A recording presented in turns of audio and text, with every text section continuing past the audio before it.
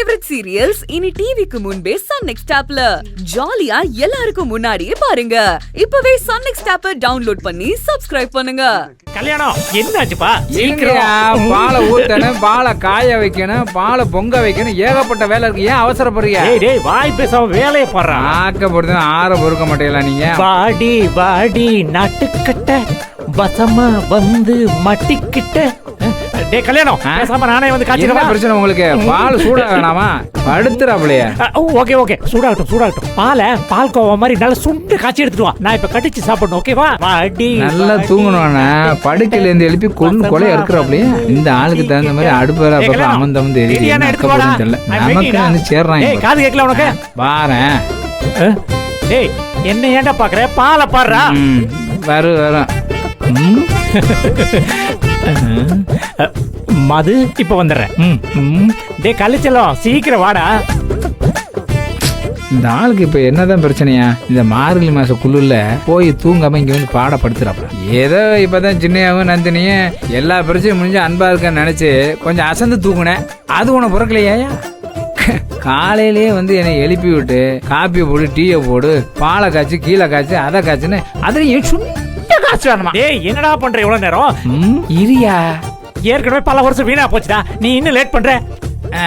ஐயா பால் இப்பதான் பொங்குது, இருங்கயா. ரொம்ப அவசரப்பட்டேன்னா அப்படியே வந்து அள்ளி குடிச்சிட்டு போங்க. எனக்கு என்ன? சரி நீ பொங்காதரா. அடுத்தவன் அவஸ்தையை புரிஞ்சிக்கவே மாட்டேங்கிறாங்களே. என்ன ஜென்மங்க இவங்க? பால் வேணாம், பால்கோவா வேணும். எது பால்கோவா மாதிரியா? அதை போய் நேரடியாக கடையில் வாங்கி சாப்பிடலாம்ல.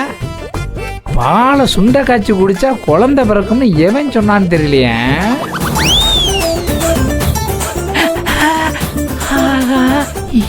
என்ன இது பால் திரிஞ்சு போச்சு? ரைட்டு, திரிஞ்சா என்ன அறவே கடுக்கு தெரியவா போகுது. அந்த ஆள் தான் பாலை சுண்டை காய்ச்சி பால்கோவா மாதிரி எடுத்துட்டு வான்னு சொன்னானே. சரி ரெடி ஆயிடுச்சு, கிளாஸ்ல ஊத்திர வேண்டியதான். காவை கடை கொண்டு வந்து கொடுத்தது அப்படி எடுத்து கடிச்சு தின்னு முழுங்கிடுவோம்.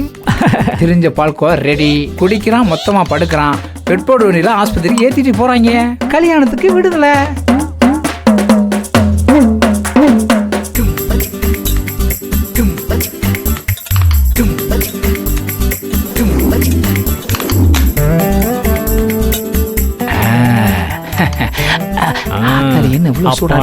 ஒரு வழியா ரெடி ஆயிடுச்சு போல இருக்கு. பால்கோவா செல்லம் சீக்கிரம் வாடா வா. எனக்கு ஒரு சன் பிறப்பான், அவன் என்னை போலவே இருப்பான். ஐயா உங்களை மாதிரிலாம் பிறக்க கூடாது. இந்தாங்க புடிங்க குடிங்க. டேய் ஏன்டா அப்படி சொல்ற? அது வந்து ஐயா நல்ல முறப்பா வெறப்பா வீரமா இருக்கணும்னு சொன்னேன். அப்போ அதெல்லாம் என்கிட்ட கொஞ்சம் மிஸ்ஸிங்னு சொல்ல வரியா? தெரிஞ்சா சரி. சரி நீ முனங்கிறது ஒன்றும் எனக்கு காதுல கேட்கல. இப்போ நான் பால் குடிக்கிற மூட்ல இருக்கேன். உன்னை அப்புறம் உதச்சிக்கிறேன். போடா. தேங்க்யூ. என்ன என்னடா அது? பாலா? என்னடா கட்டியா இருக்கு? பாக்குறதுக்கு தயிர் மாதிரி இருக்கு, உள்ள கலங்கல பளபளன்னு இருக்கு. ஐயா நீங்க தானே பாலை சுண்ட காய்ச்சி பால்கோவா மாதிரி எடுத்துக்கிட்டான்னு சொன்னீங்க, அதான் எடுத்துட்டு. பால்கோவா மாதிரி அதான் அப்படி இருக்கா? ஆமா.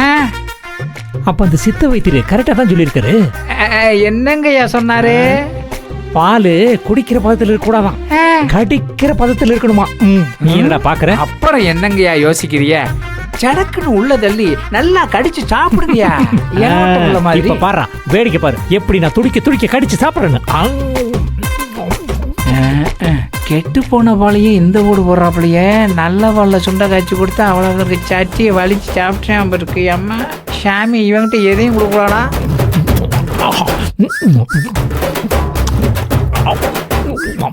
என்ன விட்டா கிளாஸ முழுங்கிடுவான் இருக்கு.